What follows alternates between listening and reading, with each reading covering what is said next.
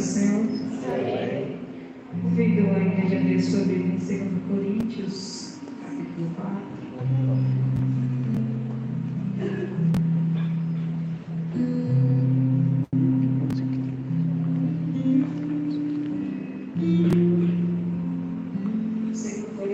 Capítulo 4, a partir do verso 1.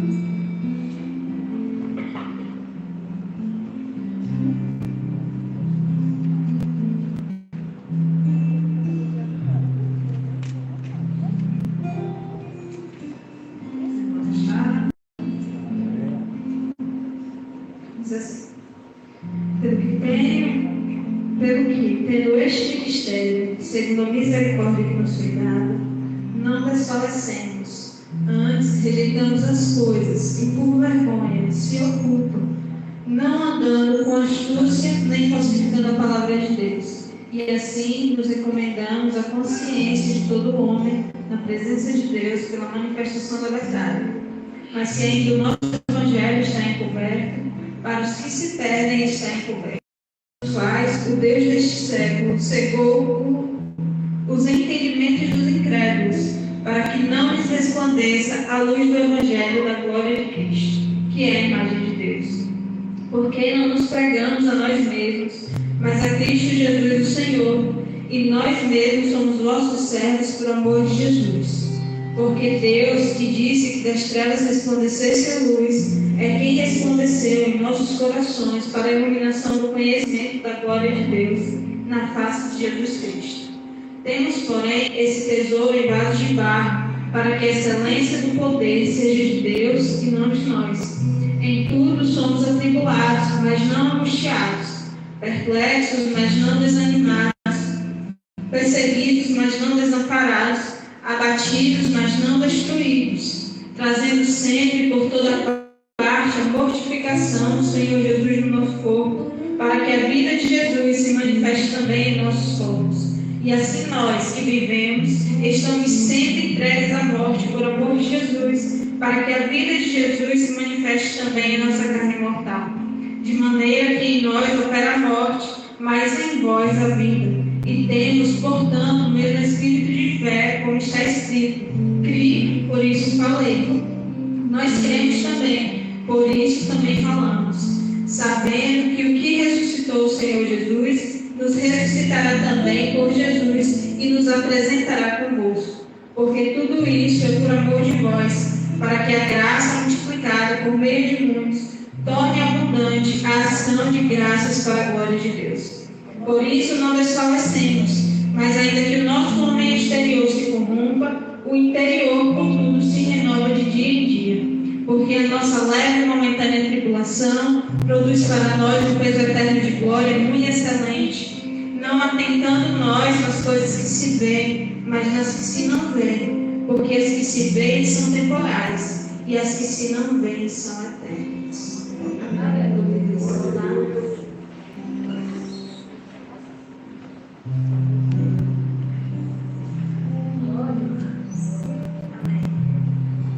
Antes da gente seguir no capítulo 4, eu estou passando no aqui o retorno está assim, E aí, a partir do verso 7 do capítulo 3, Paulo vai dizer assim: E se o ministério da morte, gravado com letras em pedras, veio em glória, de maneira que os filhos de Israel não podiam ficar os olhos na face de Moisés, por causa da glória do seu rosto, desta excelente glória, porque se o que era transitório foi para a glória, muito mais é em glória o que permanece. Então, Paulo, no capítulo 3, ele está fazendo uma comparação da lei e da graça. Então, ele traz Moisés, dizendo: quando Moisés foi lá no monte, ele ficou lá orando, Moisés desce com seu rosto resplandecendo. E Moisés desce também em suas mãos contendo as tábuas da lei, ou seja, aquilo que iria direcionar o povo durante aquele tempo, durante aquela época. Então, Moisés desce de modo que o povo não consegue olhar para ele, e Moisés cobre o seu rosto com um véu, porque as pessoas, quando olhavam para Moisés, a glória era tanto, o brilho era tanto, pessoas não conseguiam ficar com os olhos em Moisés. E aí Paulo vai começar a dizer, se a lei que veio para a morte, por quê? Porque nenhum homem seria capaz de cumprir a lei. Então, através da lei, muito dificilmente, ou de modo algum, se conseguiria chegar à estatura de varão perfeito, se conseguiria chegar à eternidade, de modo algum se conseguiria chegar à reconciliação com Deus. Então, Paulo vai dizer, se no tempo da lei, que já era algo glorioso, Moisés desce de forma gloriosa, quanto mais agora na revelação de Jesus, que está trazendo o elo perfeito, que está trazendo o elo de amor. Se aquilo que era transitório, ou seja, se aquilo que era passageiro, porque a lei ela não seria eterna, ela não duraria para sempre, não porque Paulo está se desfazendo da lei, ou menosprezando a lei, mas porque ele está dizendo, algo maior chegou, o cumpridor da lei chegou. Então, se a lei ela vem em glória, quanto mais aquele que é eterno, ele não virá em glória também? A glória dele, porventura, não será maior? Então, Paulo, no capítulo 3, ele está dizendo, só há um meio de salvação, e esse meio é Cristo. Todo aquele que procura ser salvo pela lei, ou seja, pelas suas próprias obras, ele não vai conseguir. Desce aqui, por favor, não estou aguentando, não. Vamos dizer. Voltando. Então, todo homem que busca ser salvo pelo seu próprio meio, ele não vai obter salvação. Ele não vai conseguir chegar ao destino final, que é em Deus, por intermédio de Cristo, porque ele está buscando em suas próprias obras, na força do seu próprio braço, em sua própria mão. Mas aquele que se achega a Cristo, mesmo em meio a tamanhas imperfeições, ele alcança graça, misericórdia e salvação, porque Cristo, em sua perfeição, ele cumpre toda a lei. Apenas Cristo, mesmo vindo de forma humana, mas veio em perfeição, cumprindo sobre si toda a lei, todo aquele jugo que foi colocado, toda a lei que foi nos deixada, e que nós, meros mortais e pecadores, não conseguiríamos cumprir. Cristo chega e diz, eu estou cumprindo. Cristo chega e diz naqueles olhos, está consumado, acabou. Então, Cristo vem fazendo aquilo que nós não poderíamos fazer. Cristo vem conseguindo para nós aquilo que nós não conseguiríamos conseguir. E aí, Paulo vai dizer no verso 17 do capítulo 3, assim, ora, o Senhor é Espírito, e onde está o Espírito do Senhor, aí há liberdade. Então, onde o Espírito do Senhor está, aí há liberdade. Somos livres. Olha, vê que Paulo está fazendo uma comparação de a lei e a graça. A lei vem em glória, mas a graça vem em uma glória muito maior. Muito maior. E aí ele vai dizer, onde o Espírito está, aí há liberdade. Somos livres da culpa, somos livres do pecado, somos livres das correntes, somos livres das prisões, somos livres do inferno, não porque nós conseguimos, mas porque Cristo consumou por nós. Então, se nós estamos nesse ambiente, entendendo que fazemos parte do corpo de Cristo, entendemos também que aqui há liberdade. Aqui é lugar onde o Espírito Santo trabalha do modo que quer, da forma que quer, onde até a gente faz um cronograma, né, Antônio? Vou dirigir hoje, quem é que eu vou chamar? E aí eu vou pensando, raciocinando, e de repente eu estou falando coisas que eu não programei, que eu não pensei, que eu não raciocinei, porque onde o Espírito Santo está, aí a liberdade. E aí ele começa o capítulo 4 dizendo, pelo que, tendo este ministério, e o ministério que Paulo está dizendo aqui, o meu ministério é pregar Cristo, segundo a misericórdia que nos foi feita, não desfalecemos. Paulo sabia do seu propósito. Paulo sabia qual era a intenção. Paulo não estava preocupado com o que as pessoas iam pensar, ou com o que iam achar, ou se ele ia ser famoso ou não, se ele ia ser rico. Ele não estava preocupado com essas coisas, ele não estava preocupado em fazer seu próprio nome.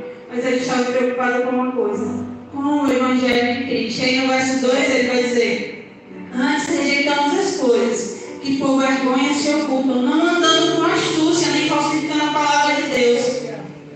E assim nos recomendamos a consciência de todo homem na presença de Deus pela manifestação da verdade. Paulo está aqui falando que aqueles que estão pregando a lei acima de Cristo, eles estão ocultando a verdade. Aqueles que colocaram a lei acima do autor da lei, estão ocultando a verdade. Então Paulo está dizendo: nós que já fomos iluminados, nós que já sabemos, nós que já conhecemos, não ocultamos essa verdade. A verdade aqui é Cristo. E quem reina aqui é Cristo. Então todas as vezes que ensinarmos, todas as vezes que pregarmos, todas as vezes que falarmos, estaremos falando de um só, de Cristo. Não estaremos falando de nós mesmos. Não estaremos nos exibindo, mas nós estaremos pregando Cristo. Porque Ele é suficiente, porque Ele é importante. Então nós não vamos falsificar o Evangelho para que ele fique agradável. Não vamos falsificar o Evangelho para que fique aceitável. Não vamos falsificar o Evangelho para que possamos ter um ambiente cheio. Não, Cristo é suficiente. E se não for por intermédio de Cristo, não importa. Se não for por Cristo, é em vão. Então Paulo está dizendo: olha, Cristo basta. Cristo é suficiente. E no verso 3 ele vai dizer que se o nosso Evangelho está encoberto, para os que se perdem é que está encoberto. Para aqueles que não se permitem ver a revelação de Cristo, é que o Evangelho está encoberto. Para aqueles que não se permitem ter Cristo como suficiente, é que o Evangelho está encoberto. É para aqueles que, mesmo ouvindo falar a respeito de Cristo, não aceitaram em seu coração que Ele é Rei e Senhor.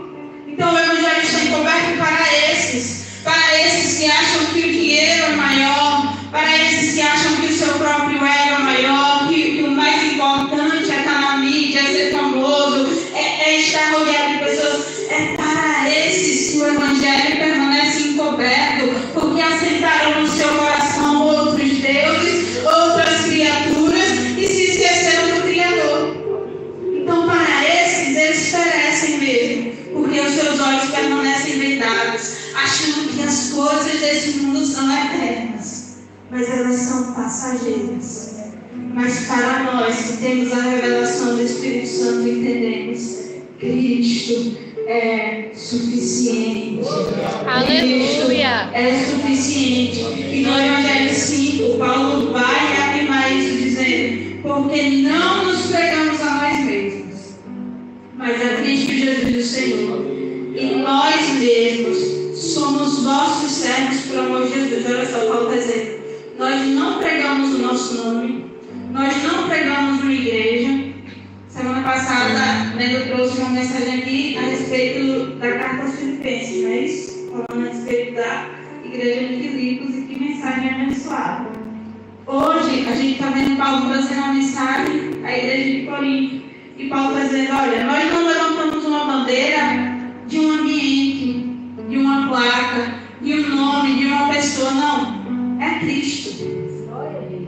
Cristo. A Bíblia vai dizer: Cristo é tudo em todos. Ou seja, nós só temos um alvo, nós só pregamos uma pessoa. E essa pessoa é Cristo. E nesse entendimento, Paulo vai dizer: e nós mesmos somos vossos servos por amor a Jesus. E aí Paulo vai dizer: Cristo é suficiente. Mas nós que temos o entendimento de Cristo, que temos a revelação de Cristo, agora por amor a Cristo somos servos uns dos outros. E aí entra até o elo de amor, né? Cristo é suficiente, Cristo é o elo perfeito. Mas se nós estamos verdadeiramente em Cristo, que vai revelar que nós verdadeiramente estamos em Cristo, é se somos servos uns dos outros. Olha que a igreja de Corinto, ela magoou Paulo em determinados momentos da caminhada. Em determinados momentos da caminhada, ela se esquece de Paulo. Mas Paulo está dizendo, olha, por amor a Cristo, eu sou servo de vocês. Se eu estou pregando, é porque eu vos amo. Se eu estou aqui, não é por causa de um cargo ou de uma posição. É por amor a vocês. Eu sou escravo de vocês. E conosco não é diferente. Se pregamos, pregamos por amor uns aos outros. Se cantamos, cantamos por amor uns aos outros. Se estamos na diaconia, por amor uns aos outros. É isso. É ser servo uns dos outros. E é isso que revela e reflete Cristo em nós. Não tem como eu dizer, eu sou de Cristo, se eu não entendi o que é viver no corpo de Cristo. E quantas vezes vamos precisar nos desfazer dos nossos pensamentos, das nossas decisões, daquilo que achamos ser melhor, por amor ao outro. E o Evangelho é isso, sermos servos uns dos outros, é amarmos uns aos outros, é cuidarmos uns dos outros. Se está ferido, eu estou lhe ajudando. Se está bom, estamos juntos na caminhada. Se a sua opinião é diferente da minha, não se preocupe. Nesse momento aqui eu vou recuar, para que a gente possa seguir em paz. E isso é ser servos uns dos outros. Se temos Cristo como Senhor, nós somos servos uns dos outros, por amor de Jesus. Se entendemos a mensagem da salvação, nós somos servos uns dos outros por amor a Jesus. E no verso 6, Paulo vai dizer, porque Deus que disse que das trevas resplandecesse a luz, é quem resplandeceu em nossos corações, para a iluminação do conhecimento da glória de Deus, na face de Jesus Cristo. O mesmo Deus que pegou a terra sem forma e vazia, toda escura, o mesmo Deus que diz, haja luz, é o mesmo Deus que brilha a luz da salvação em nós por intermédio de Cristo. Veja que nada é o homem que faz, nada somos nós, nada é por nosso meio, nada somos nós que conseguimos, é tudo por graça, misericórdia e amor do Senhor. É Ele quem decide enviar o Filho. É Ele quem traça um plano de salvação para a humanidade. Humanidade essa que Ele não depende dela para viver, nem para existir, nem para ser eterno. Mas que ainda assim Ele decide amar. É esse mesmo Deus que faz e opera em nosso meio. E que brilha dia após dia a luz da salvação sobre nós. Eu acho que o tema da minha última pregação foi esse. A luz da salvação brilhou. Cristo brilhou sobre nós. E por isso nós estamos aqui.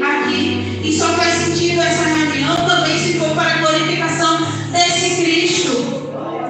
Do Cristo que acabou de ser dito aqui no jornal, que foi entregue em uma cruz, que foi açoitado com 40 açoites, mas que ainda assim permaneceu até o fim, para que o caminho fosse refeito, para que a ponte fosse restabelecida e para que agora nós pudéssemos chegar até Deus. É por isso que foi para a liberdade que Cristo nos libertou e que onde o Espírito Santo está, aí a liberdade. Porque Cristo nos trouxe essa reconciliação.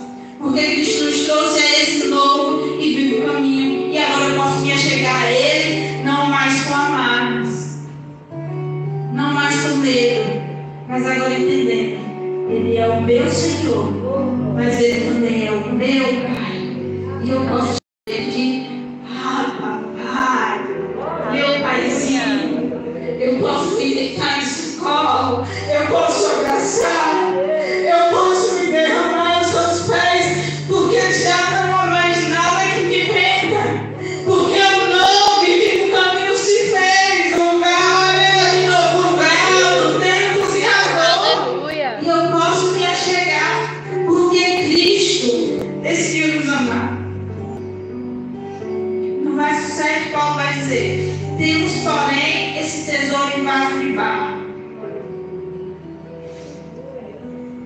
para que a excelência do poder seja de Deus e não de nós.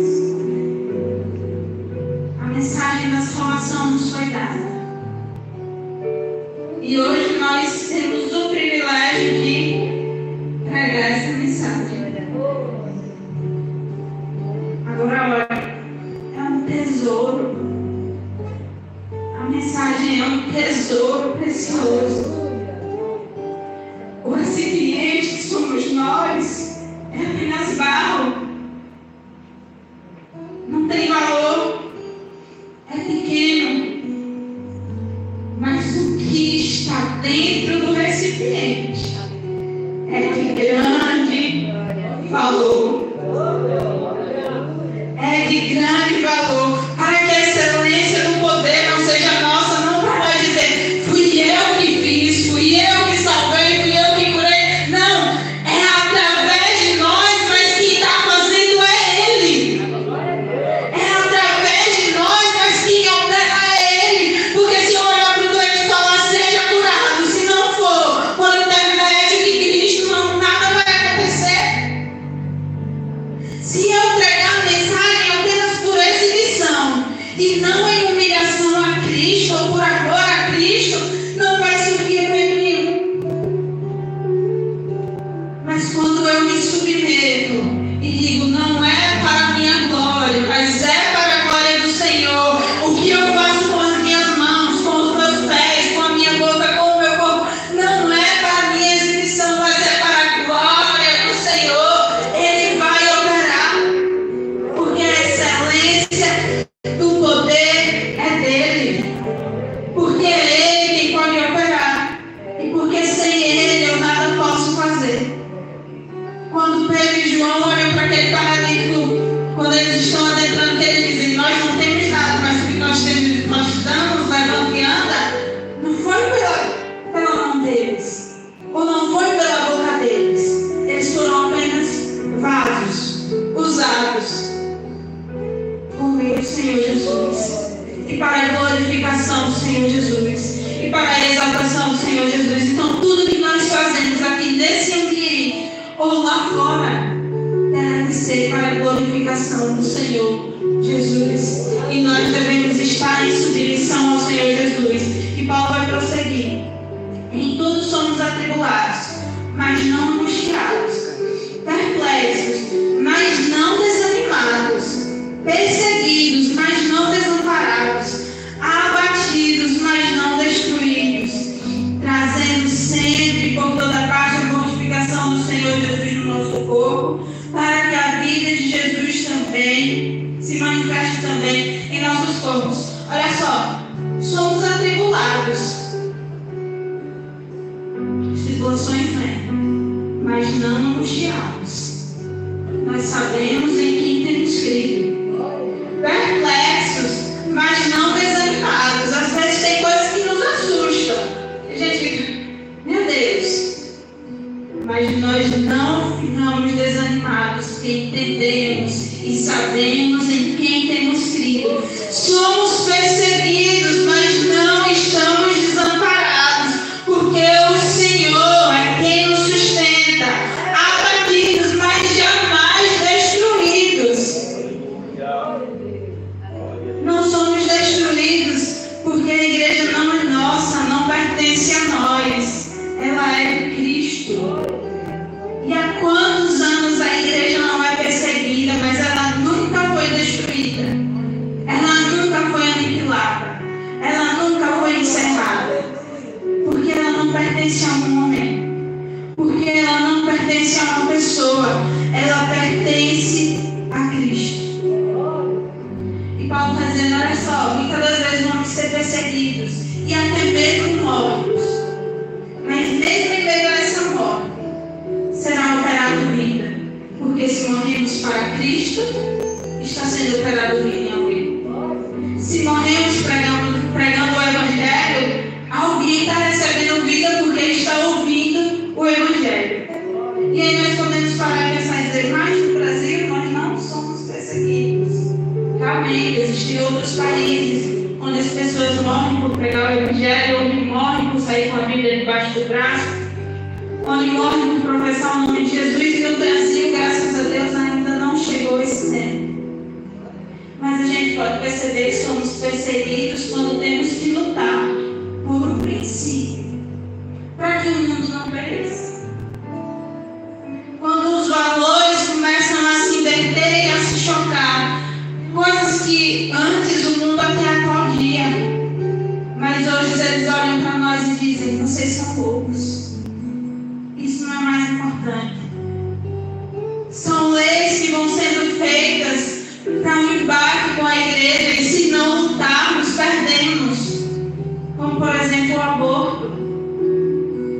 Algo que as pessoas dizem: não, é só um feto. Nós estamos dizendo: não, é uma vida. São princípios, e nisso nós somos perseguidos também, porque são os nossos princípios que vão tentando ser minados aos poucos, e se não estivermos vigilantes, vamos perecendo juntos. Mas quando a luz de Cristo brilha sobre nós vamos dizer: aqui não, aqui tem um povo que ora, aqui tem um povo que clama, aqui tem um povo que luta, e aqui tem um povo que não deixa os seus princípios de lado. Os nossos princípios não são negociáveis. E Paulo vai no verso 15 dizer: porque tudo isso é por amor de vós, para que a graça multiplicada por meio de muitos torne abundante a ação de graças para a glória de Deus. E ele encerra o capítulo dizendo: por isso não desfalecemos, mas ainda que o nosso homem exterior se corrompa, o interior contudo se renova de dia em dia. Ainda que na carne muitas das vezes falhemos e venhamos a errar e venhamos a pecar, o interior, o nosso homem interior está dizendo: existe um advogado que é justo e fiel e que intercede por você. Ainda que o homem exterior se corrompa, o interior sabe a quem ele pertence. Eu pertenço a Cristo, e ainda que eu falhe, eu erre, eu vou correr de volta a Cristo, que é quem pode me trazer perdão. Porque a nossa leve e momentânea tribulação produz para nós um peso eterno de glória muito e excelente. Olha só, a nossa leve e momentânea tribulação é leve e é momentânea, mas a glória, ela é eterna, e ela é pesada, e ela é excelente. A tribulação, ela é leve e momentânea, ela vai passar, uma hora ela vai encerrar, mas a glória é eterna, é pesada e é excelente. O que nós passamos aqui nesse mundo, em nada vai se comparar àquilo que nós viveremos na eternidade com Cristo. O que nós passamos e enfrentamos aqui é tão mínimo que a gente não consegue nem vislumbrar comparado àquilo que Cristo tem para nós na eternidade.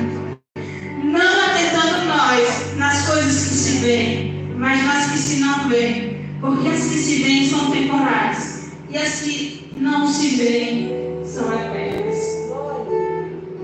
O que se vê é temporal, mas o que nós não podemos contemplar é eterno. O mesmo Moisés que Paulo fala lá no verso 3, eu gosto muito desse texto, em que Moisés vai pedir a Deus, cabe a ele, mas ele permita-me ver, e Deus vai dizer: Moisés, tu é doido, ninguém pode me ver. E Moisés insiste, e Deus diz: tudo bem, você vai me ver de costas. E Deus manda Moisés para uma rocha, onde tem uma fenda. E o texto é muito claro que diz que Deus coloca a mão e ele passa. E quando ele já está no finzinho, apenas pelas costas, Moisés consegue ver. E a glória é tamanha que Moisés desce e o povo todo está vendo. Tem algo ali diferente. Olha só, é glorioso, é eterno. O que nós não vemos, também não conseguimos comparar, porque é eterno. O que nós vemos aqui é passageiro, as glórias do mundo são passageiras, mas a glória que nos será revelada em Cristo, na eternidade, ela é eterna.